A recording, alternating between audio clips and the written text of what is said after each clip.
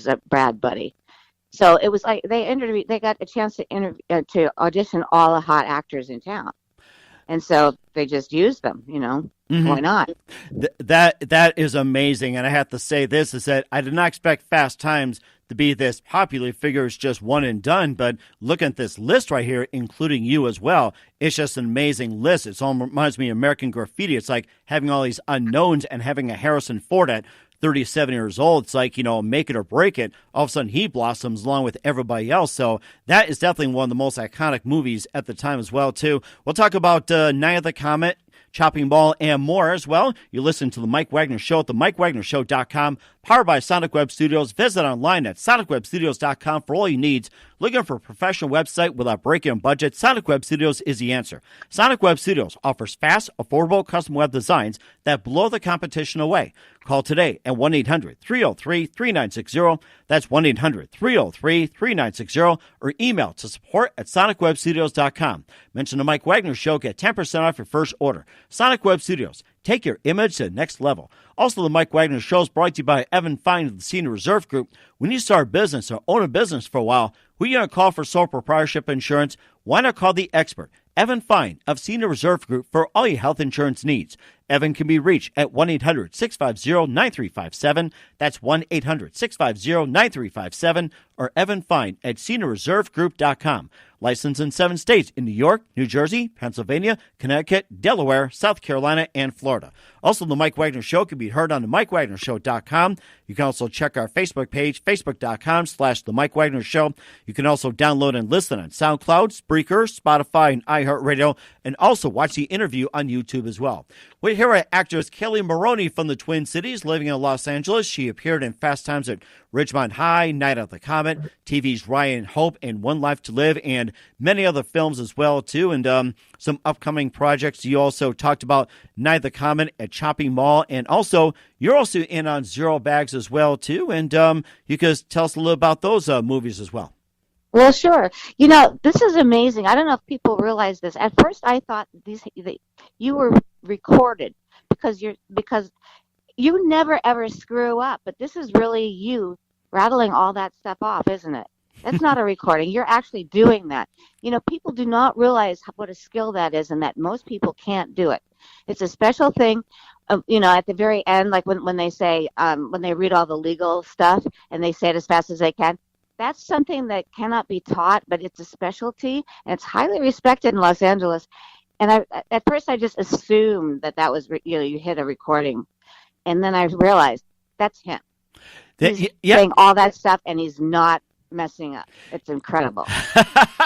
Well, I am going to say this. I do greatly appreciate it, and thank you. And the problem is that Spaceballs did not capitalize on this feature where it can record and every move 5 or 10 seconds ahead. That's something that I would like to see happen as well, too. Like, if they can do virtual reality or something I did that you complimented me, which is very great, and thank you very much. I appreciate it. I've been in business for 30 years. And by the way, I did start in radio when Fast Times at Ridgemont High came out, 1982. So I thought I'd throw that in there for you as well, too. And that's how long I've been in business. And that did take a few years off to raise a young family, and eventually got back into business at the urging of people. So anyway, what I was just going to say, like in Spaceballs, is that they recorded things like 5 or 10 seconds ahead of what you're doing. And I think that's pretty amazing. It can be scary at times, too. So let's try that in the Hollywood and see what happens. So I don't know. I'm afraid. Oh, my goodness. Well, I'll tell you one thing. So going from the parting of Fast Times at Ridgemont High to Night of the Comet and also Chopping Ball and Zero Bags, you can just tell us a little bit more about the movies as well, too, and also some TV episodes as well. Sure. Well, I did a lot of guest spots, too, in between these movies. But the reason that I got Night of the Comet was because the director had seen me in Fast Times at Ridgemont High, and he said, I want somebody just like that cheerleader, that irritating, annoying cheerleader that's in Fast Times. And they said, well, you know what, we could actually get you that actress if you want. So I didn't know this, but I had a really good shot going in at that part. But then that's not how I approached the role. And he said, I can't believe that I thought about killing you because I thought you were going to be annoying and no one would care. And so actually, I didn't obviously get killed, and at the end, it became a comedy, and we both lived at the end. Oh, spoiler alert! It's not very. It's only like 30 years old, but maybe somebody hasn't seen it. I just ruined the ending for them. And then from there, the robot was called Chopping Mall was called Robot, and so again, they got serious young actors interested in it because they said, "Oh, and Robert Short is going to make the robots and everything, and we're going to shoot it at the Beverly Center." It sounded like well, okay. So then we start shooting, and all of a sudden they say, "Well, this is going to be called Killbots," and we all looked at each other like, "Oh, we probably wouldn't have signed up for Killbots." And then the movie is over, and the title Killbots is not selling, so they say, "We're going to call it Chopping Mall." And we all went, "Oh my God!" No, don't do. But you know what? Today is the 33rd anniversary of the movie, and Fangoria, the magazine, is making a big deal out of it. Oh my And goodness. oh my, yeah, it's just for something that I mean, we took a lot of guff for making this movie when we did it, but we're kind of getting the last laugh because now it's like one of the most iconic movies of the 80s, horror comedy movies. So, but the reason that I got that was because that writer director had seen me in Night of the Comet. So it's just an interesting example to me of how work begets work because somebody sees you in something and they give you something else to do. That's why you always have to be getting yourself out there, no matter. And then because I was doing this, I mean, I was lucky enough to get, people would be aware of me and they'd say, "Get that girl as a guest, for a guest spot." And sometimes I wouldn't even have to audition. I would just go in. It was great. They don't do that anymore. There's a lot more fear in the industry now. They don't just like hand out work like they used to do that. They're very, very cautious. There's a whole bunch of money involved, and people can lose their jobs over a mistake like that. They're very, very careful. And of course, back then in Hollywood's a lot different with the Hollywood now, and especially, you got so many things going on. Like with with the mergers, and of course you got the Me Too movement, and you also, you just have everything imaginable possible, diversity and everything else. And of course, just wanted to ask you and clarify, how's the Hollywood back then when you're doing Fast Times with Ridgemont High, Night of the Comet, and everything else in the 80s to Hollywood today? Well, that was just part of it. I mean, you just sort of knew that, you stay out of, you stay out of people's way. You don't hopefully try to give them a chance. You don't give them a chance to pull anything on you. That's always a distinct possibility. And we didn't think anything of it. I'm so glad that people are saying, "Hey, you know what? That's not right. You shouldn't." Finally, but it's not just show business; it's every industry. So, you got to look at it that way too.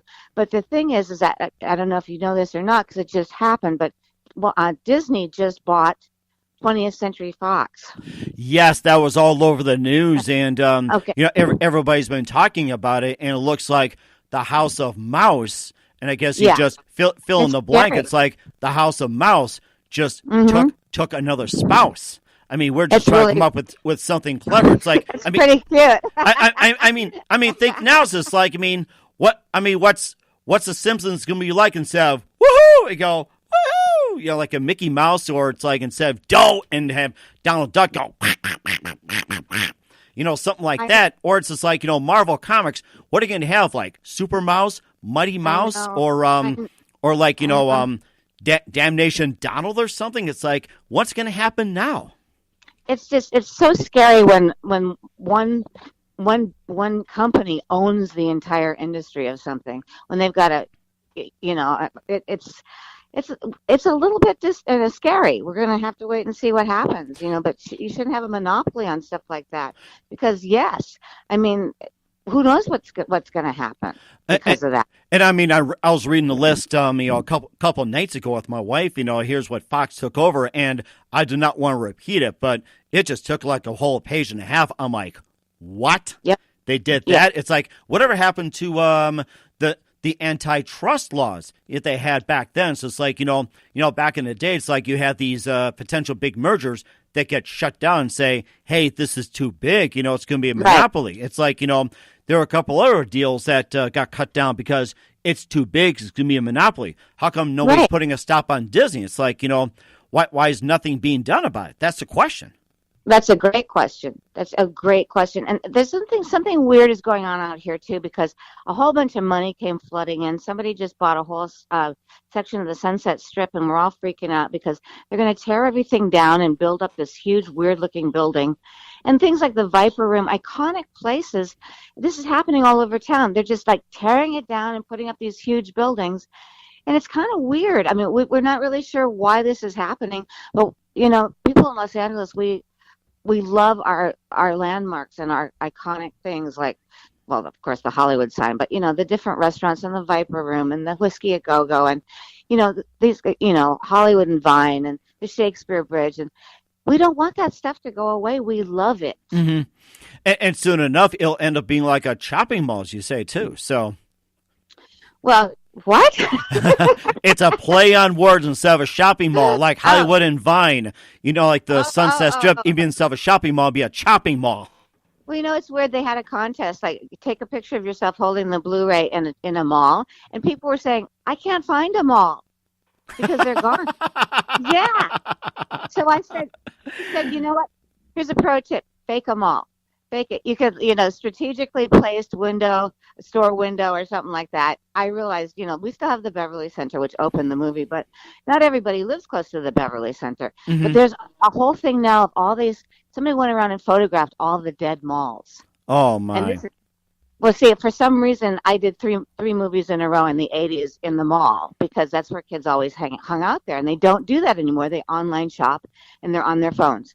And so all the malls are dead, and they're actually really creepy looking and spooky, and I think they're a perfect place to shoot horror movies. But so far they're just sitting there by themselves. But this guy, somebody noticed it and took the time to photograph it. It's really cool. Mm-hmm. Just talk about an abandoned part of culture. We just abandoned it. It's just like gone. Makes a good backdrop for Disney as well, too, for an upcoming film as well, too. It's like, why use a studio? We can use an abandoned shopping mall. And I could think of the song by the Pretenders instead of My City Is Gone. Somebody write a song called My Favorite Shopping Mall Is Gone or something. So, yeah. Well, actually, everything we did in the mall. Mm-hmm. We shot most things in the mall. Rarely are you on a soundstage in an independent film. You're usually sometimes you're stealing a shot, but you usually have access to whatever it is you want to shoot, and you have to go get a license and make a deal with them and all that stuff. But the things that are shot in the soundstage are generally TV shows, sitcoms, and things when they, like interiors, like when they have to create somebody's house. Like they'll show the exterior, but then the inside is actually built on in the soundstage. Uh-huh.